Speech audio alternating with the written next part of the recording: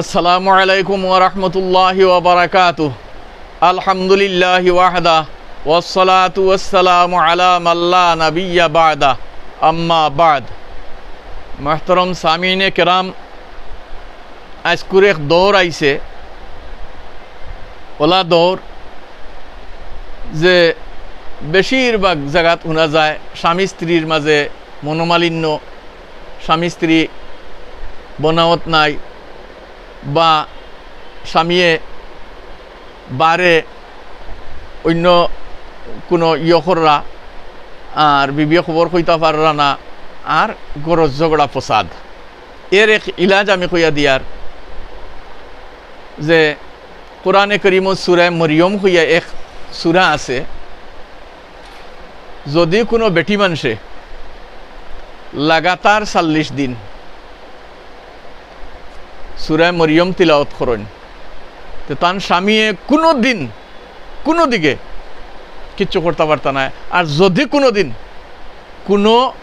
গয়র মাহরম বেটি মানুষের লগে মাতি লাইন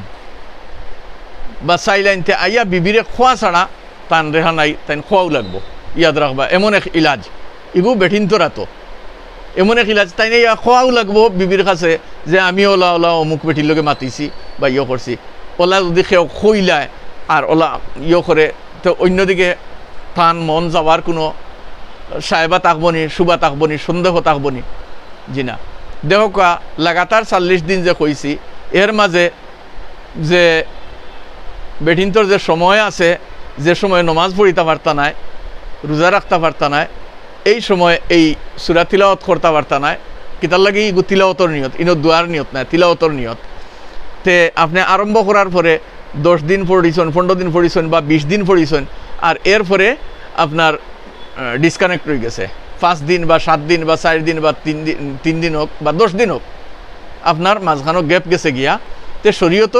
ইগু মাফ, ইগু জেলা নমাজ রোজা মাফ, ইগু তিলাওয়াত ইগু নাগা ধরতো না, শরীয়তে লাগাতার ধরবো। আপনি হিসাব রাখবা আগে কদিন পড়ার পরে আপনার মাঝখানো মিস হয়েছে,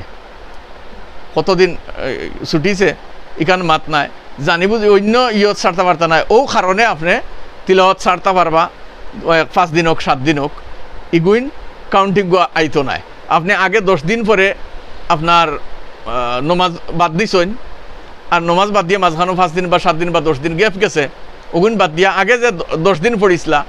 আজকে তিলাওয়াত শুরু করবা তখন 11 থেকে হিসাব করবা, ওলা 40 দিন পড়িবা। এগুলোর মাঝে কোনো সন্দেহ নাই, কোনো সাহেবা নাই, কোনো শক নাই। আর ওলা করিয়া 40 দিন যদি এই সূরা তিলাওয়াত করিলেন, তে আপনার স্বামী অন্যদিকে যাইতেও পারতা নাই, কোনো অবস্থা যাইতে পারতা নাই। সূরায়ে মরিয়ম তিলাওয়াত করতা 40 দিন, ও যে সময় ধরবা ও 40 দিন, ও সামনে রোজা মাস, আর আলহামদুলিল্লাহ কত এক সুবিধা, তিলাওয়াত তো সারাইও বেশি করেন, আর তিলাওয়াত বেশি ওইতো, আর তিলাওয়াত করবা 40 দিন ওই দিব। রোজাত যদিন শেষ হইব, নষ্ট হইব, তিলাওয়াত বাদেও দিন পুরা করে লিবা লগে লগে। যদিন ছুটিব মতলব ওদিন পরে পুরা করে লিবা, ওলা বেটিন তোর 40 দিন পুরা করতে পারবা, কোনো জাত শুবা নাই। গেল এক মাসআলা। দুসরা এক মাসআলা ইয়া থাকলো, যদি কোনো প্রেগনেন্সি বেটিন গাত সন্তানাদি, তখন তান্তানোর এক তসবিহ ইয়া থাকলো, কোরআনে কারীমের এক আয়াত, রাব্বি হাবলি মিনাস সালিহিন। উভয় বেটা বেটি দুজনে পড়িতা, বেটায় যত বেশি পারো দুজনে পড়িতা, কিন্তু খাস করে ফজর বাদে বেটিয়ে 500 আর মাগরিবের পরে 500, আর বেটায় ফজর বাদে হোক বা মাগরিব বাদে হোক পুরা দিনে 500। বেটা কম বেশ পড়িলে হইব, কিন্তু বেটি মানুষে ফজর বাদে আর মাগরিবের পরে পাবন্দির সাথে এখান করিলেন, জানি ইনশাআল্লাহুল আজিজ বিরাট ফায়দা পাইবা, আর বিরাট ভালো হইব, আর নেক আওলাদ আল্লাহ দিবা। রাব্বি হাবলি, আয়াত হইল রাব্বি হাবলি মিনাস সালিহিন, রাব্বি হাবলি মিনাস সালিহিন, রাব্বি হাবলি মিনাস সালিহিন, ও আয়াত পড়িতা। আর আরেক খাদ্য হিসাবে হইল খানি কম কম খাকুয়া খাজুর কমসে কম ডেইলি 3 দানা আর 1 টুকরা গাজর ভাত খাইতে সময় কাঁচা গাজর যে গাজর 1 টুকরা খানির লগে 1 টাইম খাইলে হইব আর 2-3 টাইমও 1 পিস খাইলে হইব আর ফাখনা সফরি ইগুইন ইনশাআল্লাহ সাধ্য হিসাবে কোশিশ করবা এর ফায়দাও ইয়া থাকবো ওখান সন্তান জন্ম হওয়ার পরে যত ব্লিডিং হোক এই বেটি মানুষ কমজোর পড়তা নাই কমজোর হইতা নাই আর তান ও যে সিজার বিজার ইতা লাগতো নাই